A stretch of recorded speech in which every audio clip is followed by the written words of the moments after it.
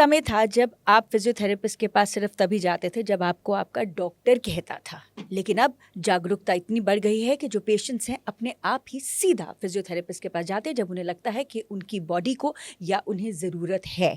लेकिन ये एक ऐसा प्रोफेशन भी है जिसमें क्वैक्स भरे पड़े हैं, एक्यूप्रेशर, एक्यूपंक्चर, साथ में हम फिजियोथेरेपी भी कर देंगे। तो आज फिजियोथेरेपिस्ट के बारे में डिटेल में जानने के लिए हमारे साथ हैं doctor Divita Arora. Divita, welcome. And Thank you. शुरुआत में ऐसा करूंगी, कहते हैं नीम हकीम खतराए जान। आपके प्रोफेशन में तो मुझे लगता है ये बहुत ज़्यादा लेवल पे है। Yes, absolutely.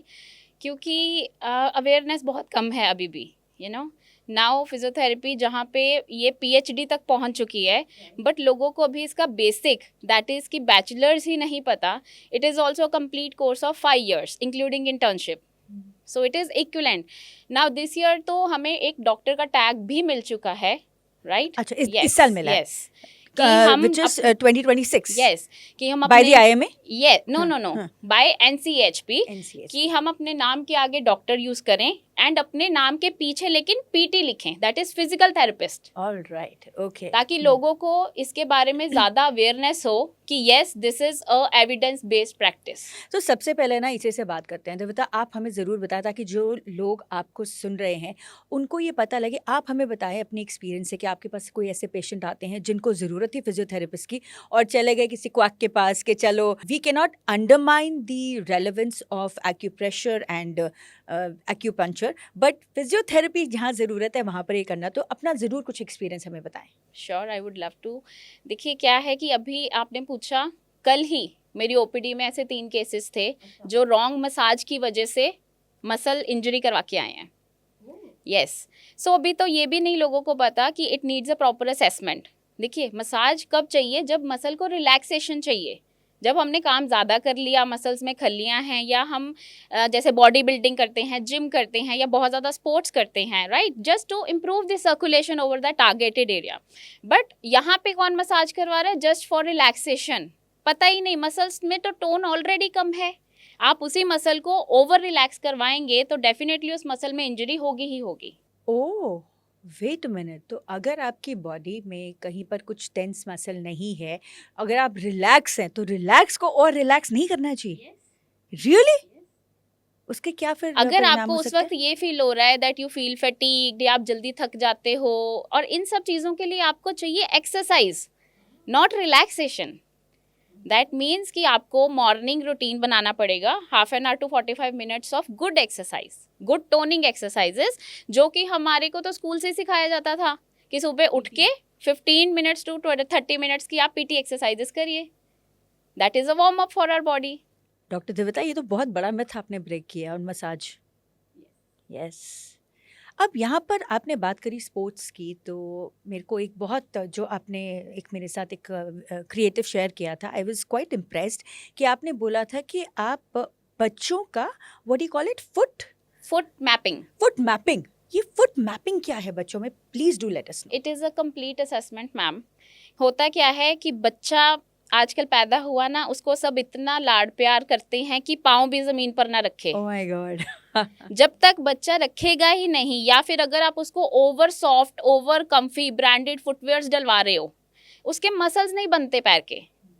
तो कंप्लेन क्या आती है? मदर्स आती हैं अपने छोटे छोटे बच्चों को लेके, मेरा बच्चा टो वॉकिंग कर रहा है, मेरा बच्चा बहुत वॉबली वॉक करता है, ये भागने ही नहीं लगा अभी तक. इस तरह की कंप्लेंट्स के साथ हमारे पास जब आते हैं ऐसे पेशेंट्स, तो हम उनमें असेस करते हैं एंड वी सी कि उनके foot ankle muscles properly develop ही नहीं हुए. Oh my god, really? और इसका देखो कोई मेडिकल प्रॉब्लम नहीं है, No. लेकिन पैम्परिंग की वजह से ये हो गया Yes. है, राइट? या Wrong फिर आप footwears. रॉन्ग फुटवेयर, या Yes. फिर नेग्लिजेंस, श्योर Yes. नेग्लिजेंस। आपने भी देखा होगा अभी बहुत ज़्यादा ये चीज़ सोशल मीडिया पे है कि क्रॉक्स पहनने हैं या नहीं पहनने. यस। तो आप बताओ, क्रॉक्स पहनने हैं या नहीं पहनने फिजियोथेरेपी की टर्म से? अगर आपने क्रॉक्स पहनने हैं, it is a very good footwear, लेकिन उसमें साइज प्रॉपर होना चाहिए. ओह, मदर्स क्या करती हैं, क्रॉक्स कॉस्टली हैं, 1 नंबर बड़ा ले लें, अगले साल भी चल जाएगा. It is not supportive. Crocs में एक प्रॉपर मीडियल आर्क आती है, ठीक है, फुट उसके सोल में, that is very good to support the foot, है ना। और हम अपने काफ़ी पेशेंट्स को उनके फुटवेयर्स एडवाइस भी करते हैं, जैसे जिनमें फ्लैट फीट है कि आप वो मीडियल आर्क सपोर्ट वाले फुटवेयर्स पहनिए, ताकि आपके जो प्रेशर है एंकल एंड नी को ख़राब ना करे, क्योंकि वो फिर फर्दर बैक तक भी जाएगा। तो मेन प्रॉब्लम यहाँ है wrong selection. It is not that और बात हो जाती है कि क्रॉक्स खराब है भाई। आप खुद देखिए कि इतना बड़ा ब्रांड है, चाहे कोई हो, स्केचर्स, क्रॉक्स, है ना, उनके पास उनके प्रोफेशनल फिजियोज हैं, ऑर्थोटिस्ट हैं, जो कि डिजाइनिंग कर रहे हैं ना। इतनी सेल, इतना बड़ा ब्रांड कैसे बना? मीडिया बैशिंग कर देते हैं without even realizing the facts. We need to another see the myth evidence broken. That's कि अमेजिंग। व्हाई।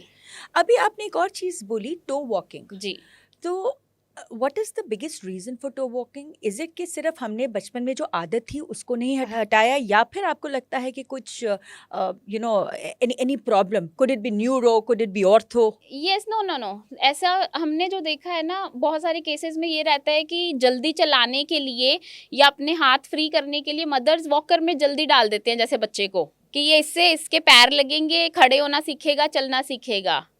तो अभी पेडियाट्रिशियंस भी ये चीज़ पे गाइड करते हैं कि please don't use walkers. Really? Yes, क्योंकि उसमें भी सेम प्रॉब्लम है। अगर आपने उसकी हाइट प्रॉपर एडजस्ट नहीं करी, walker is just a periphery circumference to support, give support, है ना। एक तो उसमें क्या होता है मैम, इम्बैलेंस बहुत है, जब तक बच्चे का कोर नहीं फॉर्म हुआ प्रॉपर, जैसे स्पाइन नहीं फॉर्म हुई, इसने खड़ना ही नहीं अभी शुरू किया, तो वो फर्दर चलेगा क्या?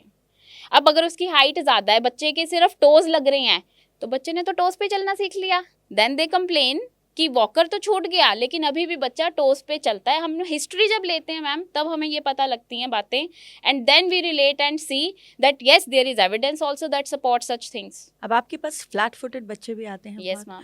तो दो सवाल हैं। फ्लैट फुट जो होते हैं, जी। स्पेशली बच्चों की बात जी, करें, जी। बड़े तो देखिए अब हो गए राइट, जी। बट अगर बच्चे हैं तो हम कुछ चीज़ों का ख्याल रख सकते हैं। सबसे पहले तो फ्लैट फुट किस एज तक आइडेंटिफाई होता है? कि पैदा होते सारी होनहार बिरबान के होठ चिकने पात में ये भी पता लग जी, जाता है जी। कि फ्लैट फुट है या नहीं है, then accordingly you can take care of. और अगर जब पता लगता है, जब आइडेंटिफाई कर पाते हैं, तो बच्चे बचपन से ही आप क्या ऐसे जो है प्रिकॉशंस ले सकते हैं?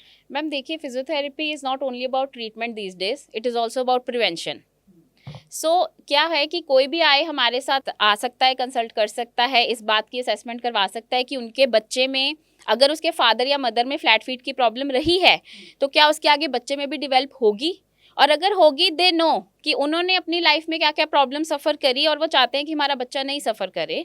तो जब ये वेट बेयरिंग एज शुरू हो जाती है कि बच्चा चलना शुरू करे, भागना शुरू करे, that is the right age to assess कि फ्लैट फीट जो है, फुट मैपिंग से ये एब्सोल्युटली पता लग जाता है कि है या नहीं है, और अगर है तो कितनी एक्सटेंट तक है। एंड इसका ट्रीटमेंट इजी एक्सरसाइजेस से ही हो जाता है। अच्छा, फ्लैट Yes. फुट ठीक हो जाता मैम है? यस, हम इसको रिवर्स कर सकते हैं to some extent. I can not say कि हम इसको कम्प्लीटली ट्रीट कर देंगे। But to some extent is also Yes. great extent. If will start stimulating those foot muscles, हमारे देखिए पैर को सपोर्ट करने के लिए 100 से ज़्यादा मसल, लिगामेंट्स, टिश्यूज लगते हैं, जिन्होंने वो आँख बनानी है जिस पे हम जंप करें, हमारी स्पोर्ट्स की परफॉर्मेंस बेटर हो, running, any kind of activity which is high intense, right. तो उसमें हम उन मसल्स को जब परफॉर्मेंस उनकी बढ़ाएंगे, स्ट्रेंथ बढ़ाएंगे, स्टिमुलेट करेंगे, तो डेफिनेटली ये प्रॉब्लम्स का सोल्यूशन है। आपने एक और चीज़ बोली कि जिनके फ्लैट फुट हैं उनको पता है उन्होंने क्या प्रॉब्लम्स फेस करी हैं, तो हम चाहेंगे कि आप सबको बताएं जो फ्लैट फुट हैं उनको क्या प्रॉब्लम्स फेस हो सकती हैं, इसलिए early detection and prevention is important. Ma'am इन बच्चों में यूजुअली ये रहता है कि हम उनको कोई भी एक्टिविटी करने के बाद, जैसे स्कूल में किसी दिन स्पोर्ट्स की क्लास है, उसके बाद वो घर आके कंप्लेन करेंगे कि हमारे पैर और लेग्स और काफ एरिया जो है वो बहुत पेन हो रहा है। जबकि आप देखिए, अगर हम एवरेज लें, एक क्लास में 50 बच्चे हैं अगर, अब उस क्लास में से अगर 5 बच्चों ने भी ये कंप्लेन करी है, तो they need assessment. So we are also creating awareness on this कि स्कूल्स में अवेयरनेस कैंप्स लगने चाहिए इन चीज़ों के ऊपर, स्पाइनल प्रॉब्लम्स के ऊपर, फुट प्रॉब्लम्स के ऊपर, posture related which we call ergonomics. Correct. अब मेरा जो अगला सवाल है वो इस पे ही आ रहा है। आई थिंक एक एपिडेमिक बन चुका है, बड़ों में तो खैर वही है कि अब आप कितना करेक्ट कर सकते हैं, लेकिन बचपन से अगर ध्यान देंगे, इस एपिडेमिक को मैं बोलती हूँ द इनकरेक्ट पोस्चर। सो ये जो पोस्चर करेक्शन है, I think this is really important. It is as important for you as to be able to breathe, because then you can even walk and be normal in your life. तो आपके पास जब ये आते हैं इस तरह के पेशेंट्स, किस एज ग्रुप से शुरू हो जाते हैं? मैम इस एज ग्रुप से शुरू हो जाते हैं कि जब फॉर से बच्चा प्राइमरी सेक्शन में आ गया ना, स्टडी का लोड एकदम बढ़ा, क्योंकि आजकल बहुत सारे स्कूल्स में ऐसे भी है कि बिफोर 5th क्लास उन्होंने बहुत ज़्यादा स्ट्रेस बच्चों पे डाला नहीं हुआ, लाइक एग्जाम्स कंडक्ट नहीं हो रहे या होमवर्क नहीं इतना होता, चलो what ever is the reason, but when kids have to bear that stress of long duration sitting either in the classroom or at home or at tuitions, then it is definitely going to affect their posture Yes, and the school bag. because they are stressed to complete the task, but they are not relaxing and they hardly get any time to go to playgrounds and play. And these days the environment is also not that secure. Who is sending kids in playgrounds? Nobody. ऊपर से bag का बोझ. Yes, heavy bags.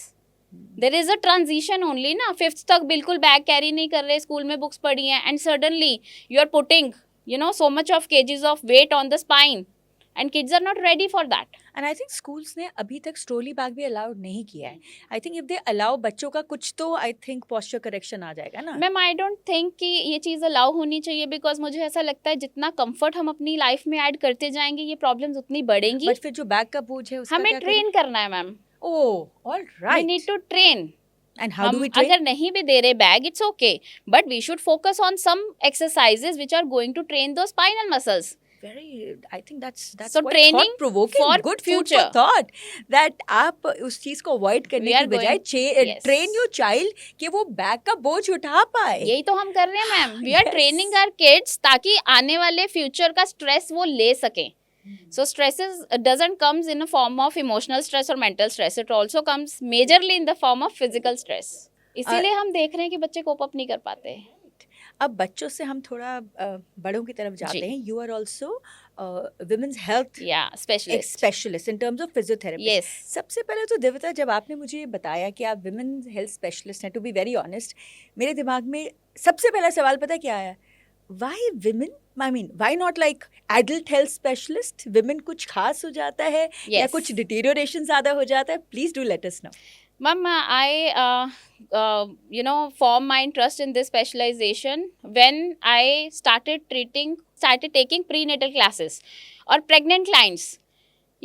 They started coming to me for their problems, muscle problems, spine problems, sciatica, these kind of problems. And when I, started treating females in that era, I have seen that there's a major transformation in female's body. Yes. Carrying a baby for 9 months. I think you are no more the same person.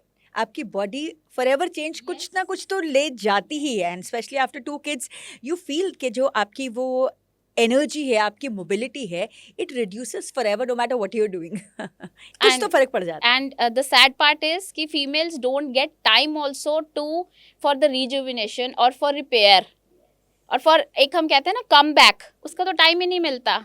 Because once the baby is out, You're you are busy with so the much baby, busy with the baby and then you plan and the other another responsibilities. one and the family, and then you think that okay, let's plan another one, and by the time you realize that you need to take care of your health, it has deteriorated to probably levels that it cannot be.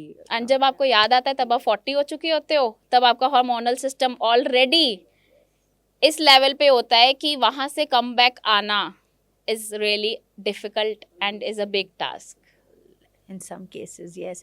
और उसके बाद भी जब आपकी body इतना deteriorate कर जाती है ना, तो आप मेंटली भी Weak feel करते हैं. वीक फील करते हो और वो फिजिकल फॉर्म में आना फिर थोड़ा मुश्किल हो जाता है. That's I think that's amazing. This is something that all the women should know. So Yeah. According to you that after the first childbirth you need to be very careful about your body. Yes. So what's the best form of exercise you recommend as a physiotherapist? Huh? Core. Core. Strengthen your core. What is the right time post delivery to strengthen the core is the major question, because if it is normal delivery then it will be different, but if it is C-section then it will be different. And core is not only abdominal wall. People out there, they don't know this. Core is being formed by major muscles: the diaphragm, the pelvic floor, the abdominal wall, the spinal extensors. All these muscles, they form your core. If you're going in the gym and you're only doing abs, that is not going to help you out till your diaphragm and pelvic floor is active. So how early should one start with exercise after both a normal delivery or a C-sec? I think if they are giving 6 months also to their baby, because see lactation period is there, you know, and थोड़ा settle होना पड़ता है घर के environment के साथ भी. But I think after 6 months they must consult their doctor, the gynecologist, back and ask them now if it is the right time to start my exercise And routine. once they give a green flag, Yes, they should. Green signal, because they should. हम females को जितनों को भी इस चीज़ की awareness देते हैं, हम उन्हें सबसे पहले यही बोलते हैं that you have to get that consent from your doctor that are you fit to start. If you are fit to start we are here to guide you. So अभी एक और चीज आपने बोली, पोस्चर. हमने बात करी बच्चों के पोस्चर की, अब बात करते हैं लैक्टेटिंग मदर के पोस्चर की. So doctor Divyata, do let us know all these feeding pillows, should we use it compulsorily, और ये तो भाई सिर्फ मार्केटिंग गिमिक है? No, no, no. Feeding pillow is been named. A pillow should be used to feed. Always. Yeah, I'm not saying that you go and purchase those fancy pillows are available out in the market. I'm saying that a pillow can be a very good support to take the weight of that baby to whom the mother is going to feed. So putting the pillow in your lap and putting the baby over the pillow and using the position will definitely, you know, relax your muscles and support them equally to feed for longer duration.